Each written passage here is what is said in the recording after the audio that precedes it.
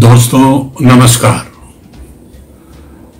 आज मैं एक ऐसे विषय पर बात करूंगा जिस पर बहुत कम लोगों ने बात की है, यानी पर्दे के पीछे की जो असली कहानी है उसको कभी भी ठीक तरह से, पूरी तरह से नहीं बताया गया है। मैं बात करूंगा एक ऐसे व्यक्ति की जिन्होंने 50 साल तक कांग्रेस में रहकर कांग्रेस की सेवा की, जो 8 बार सांसद चुने गए और उसके बाद उन्होंने 21/6/1991 को भारत के प्रधानमंत्री का पद संभाला था। उनका नाम था श्री नरसिम्हा राव जी। नरसिम्हा राव 10 भाषाओं को बोल सकते थे और लिख सकते थे। नरसिम्हा राव एक ऐसे व्यक्तित्व थे जिन्होंने अपनी उम्र के आखिरी पड़ाव में पहली बार विदेश यात्रा की। वो राजीव गांधी के साथ चाइना गए थे, लेकिन अफसोस ये कि जब चाइना के नेता से वहां मिलने की बात हुई तो ये कह दिया गया कि हम सिर्फ गांधी परिवार के लोगों से मिलेंगे और हम किसी भी छोटे नेता से नहीं मिलेंगे। तो उस समय वो प्रधानमंत्री नहीं थे, तब की मैं ये बात बता रहा हूं। तो इस तरह से नरसिम्हा राव की जिंदगी में उतार चढ़ाव आते रहे। उन पर हर्षद मेहता कांड और उनके बेटे के द्वारा यूरिया कांड जैसे आरोप भी लगते रहे। उन्होंने सबको झेला। जब नरसिम्हा राव प्रधानमंत्री बने थे तो मैं आपको बता दूं, भारत की अर्थव्यवस्था बहुत बुरी हालत में थी। नरसिम्हा राव ने 21 टन सोना बैंक ऑफ इंग्लैंड में गिरवी रखा था ताकि डॉलर्स मिल सकें और हमारी अर्थव्यवस्था सुचारू रूप से चल सके। ऐसा करने के बाद उन्होंने ये बीड़ा उठाया कि कंपनी में रिफॉर्म्स किए और अलग अलग रिफॉर्म्स किए और भारत को एक दोबारा से नई पटरी पर लाकर खड़ा कर दिया। नरसिम्हा राव ने 2 कंप्यूटर लैंग्वेजेस में जो है मास्टर्स की डिग्री ली। ये उस वक्त की बात मैं कह रहा हूं जब वो 55 उम्र को क्रॉस कर चुके थे और उन्होंने उसके बाद 60 की उम्र के बाद कंप्यूटर कोडिंग को भी आगे बढ़ाया, सीखा और उसमें अलग अलग ज्ञान प्राप्त किए। नरसिम्हा राव एक ऐसी शख्सियत थे जो एक कट्टर तो नहीं कहेंगे, लेकिन एक स्ट्रांग ब्राह्मण थे और एक ऐसे व्यक्ति थे जो ईश्वर पे, पूजा पाठ पे पूरा विश्वास करते थे। उन्हें कभी भी तुष्टीकरण की राजनीति पसंद नहीं आई थी। 1991 में जब राजीव गांधी की हत्या हो गई तब सोनिया गांधी को सत्ता संभालने के लिए कांग्रेसियों ने कहा। तो सोनिया गांधी ने सत्ता संभालने से इनकार कर दिया। सूत्र तो यहां तक भी बताते हैं कि वो शायद अपने बच्चों के साथ देश छोड़कर जाने वाली थी, क्योंकि उनका मानना था कि यहां पर हिंदू उग्र हो गए। तो ये मानसिकता उनके दिमाग में तभी से थी, क्योंकि उनका मानना था कि उनकी जो सास थी इंदिरा गांधी जी, उनकी हत्या सिखों ने की और राजीव गांधी, उनके पति की हत्या जो है एक हिंदू नलिनी महिला ने की जो LTTE से संबंधित थी। उनके मना करने के बाद नरसिम्हा राव ने इस पद को संभाला और सोनिया ने उनको कहा था कि आप हमारे मुताबिक, हम जैसा चाहेंगे वो काम करेंगे, हम मिलजुल कर इस सरकार को चलाएंगे। नरसिम्हा राव जो है एक अल्पमत की सरकार चला रहे थे। उससे पहले या बाद में जितनी भी अल्पमत की सरकारें आई थी, 5 तकरीबन आई थी, वो सभी की सभी 1-1.5 साल के अंदर गिर गई थी। लेकिन नरसिम्हा राव की बुद्धि थी, उनमें राजनीतिक समझ थी, सबको साथ लेकर चलने की एक जो उनकी एक इच्छा शक्ति थी, उससे उन्होंने 5 साल तक इस सरकार को चलाया। नरसिम्हा राव की तुष्टीकरण की जो नीति थी, खासतौर पर मुसलमान और ईसाइयों को लेकर, जो सोनिया के आने के बाद से ज्यादा तेजी पकड़ गई थी, उसको वो बिल्कुल पसंद नहीं करते थे। इसलिए कई वरिष्ठ कांग्रेसी और सोनिया गांधी, जिनके आसपास अब तकरीबन क्रिश्चियंस का और एक दो मुस्लिम्स का घेरा बन गया था, उन्होंने उनसे सबसे जो है नापसंदगी जाहिर कर दी। इससे उनके बीच खाई बढ़ने लगी। उनको लगा कि यह व्यक्ति हमारे हाथ से निकल रहा है और धीरे धीरे जिस तरह से उनकी पॉपुलैरिटी बढ़ रही थी वो हमसे ज्यादा मशहूर और ज्यादा प्रख्यात हो जाएगा और ये जो हमारे वर्चस्व की लड़ाई है उसे कहीं वो छीन न ले। ये दरअसल सत्ता की भूख जो एक अंदर रहती है ना, उसको बचाने की भी इच्छा थी, क्योंकि आने वाली जो उनकी नस्लें थी, राहुल गांधी, प्रियंका गांधी, वो चाहती थी कि किसी तरह से उनको आने वाले समय में भारत का राजा बनाया जाए, राजा यानी प्रधानमंत्री बनाया जाए। तो ये इच्छा जो उनके अंदर कुलबुलाती रहती थी, लेकिन एक डर भी था जिसकी वजह से वो अपने में सिमटी हुई। 1990 में देश में अलग अलग किस्म की समस्याएं शुरू हो गई थी और नरसिम्हा राव के प्रधानमंत्री बनने के बाद ये समस्याएं और आगे बढ़ गईं। उनमें कश्मीर का ऑपरेशन टोपैक, जिसमें आतंकवादी सरेआम बंदूकें लहरा रहे थे, कश्मीरी पंडितों को भगा दिया गया था, उनके साथ कत्लेआम किया गया था, रेप किए गए थे।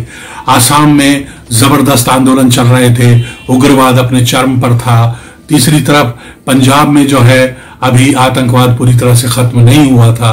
तो इस वजह से नरसिम्हा राव को कई चीजों से एक साथ जूझना पड़ रहा था। साथ ही खाड़ी युद्ध भी हो रहा था, जिससे महंगाई बढ़ गई थी, तेल के दाम बढ़ गए थे और उसकी वजह से जो है नरसिम्हा राव को अर्थव्यवस्था को पटरी पर बनाए रखना बड़ा मुश्किल काम हो रहा था। उसी समय सोवियत संघ भी टूट रहा था।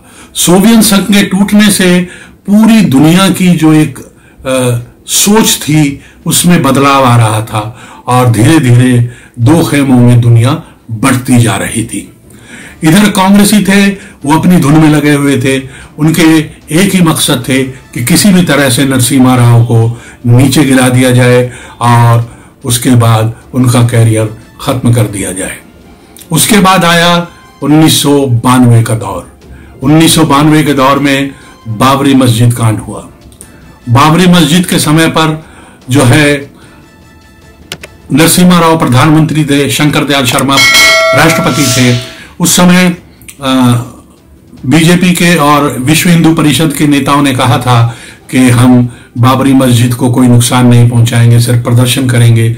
लेकिन लाखों लोगों की भीड़ वहां पर क्या करेगी, ये नरसिम्हा राव भी जानते थे और ये विश्व हिंदू परिषद और शिवसेना और बीजेपी वाले तो जानते ही थे। वही हुआ जिसका सबको अंदेशा था। बाबरी मस्जिद ढा दी गई। जिस समय बाबरी मस्जिद को गिराया जा रहा था, कहते हैं कि उस समय नरसिम्हा राव ने अपने सारे संपर्क जो हैं टेलीफोन से वो खत्म कर दिए थे। राष्ट्रपति ने भी उनसे बात करने की कोशिश की थी और स्थिति को संभालने की कोशिश करने के लिए, सलाह देने के लिए फोन किया था, लेकिन उन्होंने फोन रिसीव नहीं किया था और उनके सेक्रेटरी वगैरह जिसने भी बताया होगा कि वो कहीं और काम में व्यस्त हैं और स्थिति पर नजर बनाए हुए हैं। जबकि जब तक बाबरी मस्जिद गिर नहीं गई, नरसिम्हा राव खामोश रहे और बाबरी मस्जिद गिरने के बाद ये सभी फोन ऑन हो गए। उन्होंने राष्ट्रपति से बात की, उन्होंने भाजपा की 2 सरकारों को भी गिराया, लेकिन जो बाद में वापस आ गई और नरसिम्हा राव के चलते ये काम हो गया। अगर उनकी जगह कोई भी और प्रधानमंत्री होता, चाहे वो बीजेपी का ही प्रधानमंत्री क्यों ना हो, बाबरी मस्जिद नहीं गिरती। लेकिन कल्याण सिंह की सूझबूझ और नरसिम्हा राव के जो शातिब दिमाग था, उसने इस काम को अंजाम तक पहुंचा दिया।